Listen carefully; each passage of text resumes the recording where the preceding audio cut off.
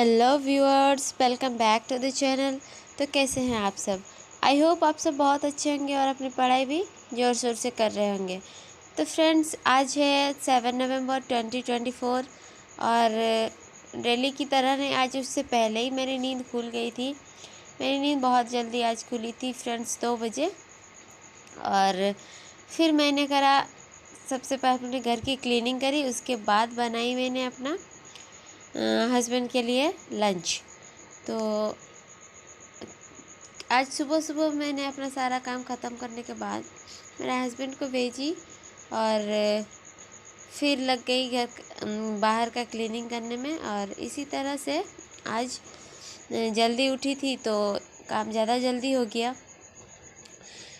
तो फ्रेंड्स, बहुत कोई पूछ रहे थे कि दीदी छठ है और घर में त्यौहार का माहौल, इसीलिए पढ़ाई नहीं हो पा रहा है। तो डियर, आप लोगों को बता दूं कि हम लोग उतना स्ट्रेस लेके नहीं पढ़ना है, क्योंकि देखिए हम लोग फैमिली वाले हैं तो हमें अपना जिम्मेदारियां भी निभाना होता है। अगर जिम्मेदारियों का ना निभाएं और बस पढ़ाई पे रहे तो भी फिर सिचुएशन सही नहीं होगा। सबके नज़र में आप हाईलाइट हो जाओगे और बोलेंगे कि ये जैसे कोई कलेक्टर बन गई या बन जा रही है, कि मतलब त्यौहार के दिन में भी सबके साथ ना रह के अपना बस क्या कर रही है पता नहीं। तो इसीलिए ज़्यादा स्ट्रेस ना लें और जैसे ही त्यौहार ख़त्म होता है आप अपना फिर से स्टार्ट कर सकते हैं फ्रेश। तो आज मेरा स्टडी शुरू हुआ 10 बजे और सबसे पहले मैंने करा कैलकुलेशन, और कैलकुलेशन के साथ ही मैं टेबल याद की। फ्रेंड्स, ये जो वेदर, जो क्लाइमेट चेंज हुआ ना अचानक से, जिससे तबीयत सबका ख़राब हो गया।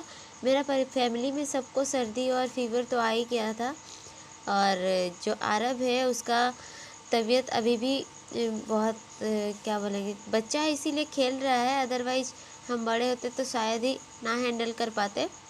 उसका तबीयत अभी भी वो तप ही रहा है, तो आज उसका कुछ तो करना होगा। दवाई लाए थे, उससे भी आई थिंक ज़्यादा इफ़ेक्ट नहीं पड़ा, तो उसको भी बीच बीच में देखना पड़ रहा था। फिर मैंने ऐप से करी अपना इंग्लिश लर्निंग, इंग्लिश रीडिंग किया। फिर उसके बाद बाबू सो गया था, फिर मैं करी अपना वोकेब में हमको करना था 50 से 100 तक का जितना है एंटोसिनो, वन वर्ड सब्स्टिट्यूशन, फिर इडियम्स और स्पेलिंग्स।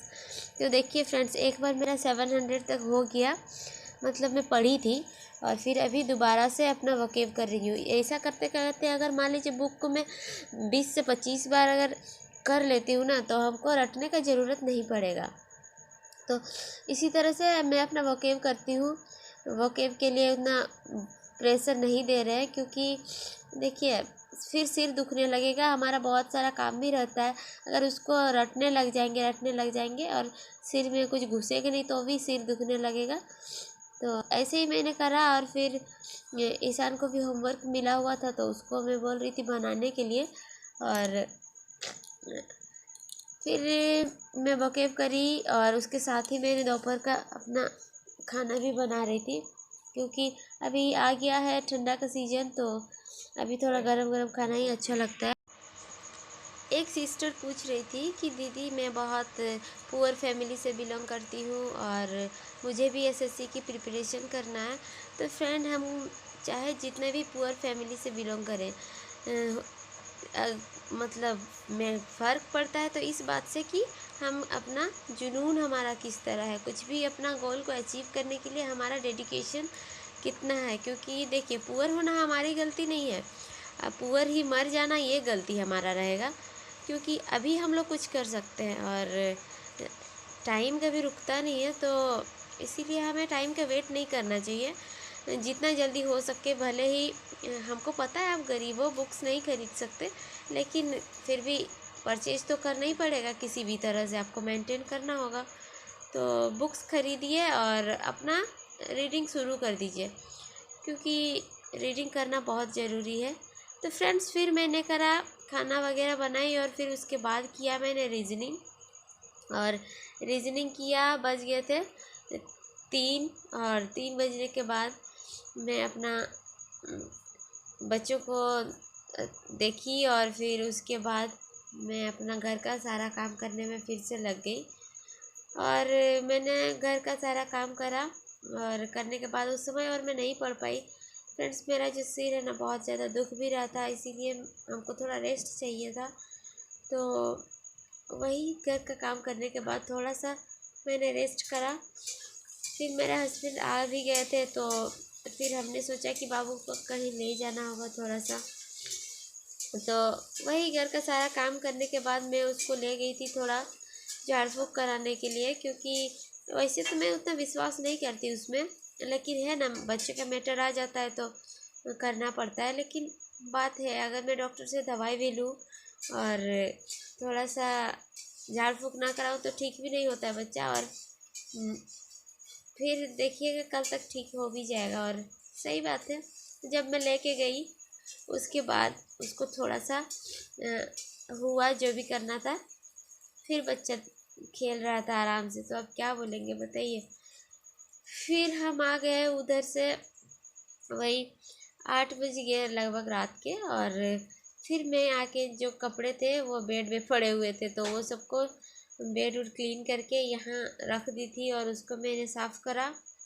और उसके बाद मैंने आज जीके पढ़ी। जीके में मेरा फिजिक्स था और केमिस्ट्री, ज़्यादा नहीं था, तो जीके किया। फ्रेंड्स, सच बता रहे आज मेरा मैथ्स का क्लास नहीं हो पाया था। तो इस तरह से रहा मेरा आज का शेड्यूल। और आज दिन भर में मैं 6 घंटा पढ़ पाई थी। 6 घंटा हमको नहीं लगता कि इतना भी हम पढ़ लेते हैं, लेकिन करते करते हो जाता है तो पता ही नहीं चलता। तो कंटिन्यू अगर 5 या 6 घंटा भी हम लोग काम के साथ निकाल पाए ना, तो साल भर में बहुत ही हो जाएगा। आप हिसाब लगा के देखिए। तो इसीलिए ज़्यादा प्रेशर नहीं लेना है अपने आप को, घर का सारा काम भी करना है हमें और खुद पे भी टाइम देना है। तो ये रहा मेरा आज का ब्लॉग।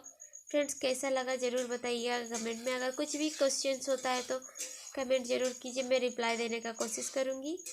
और जो भी सिस्टर्स को पढ़ने का मन है और वो नहीं कर पा रही है, तो ज़्यादा प्रेशर ना लें और धीरे धीरे ही आप शुरू करें।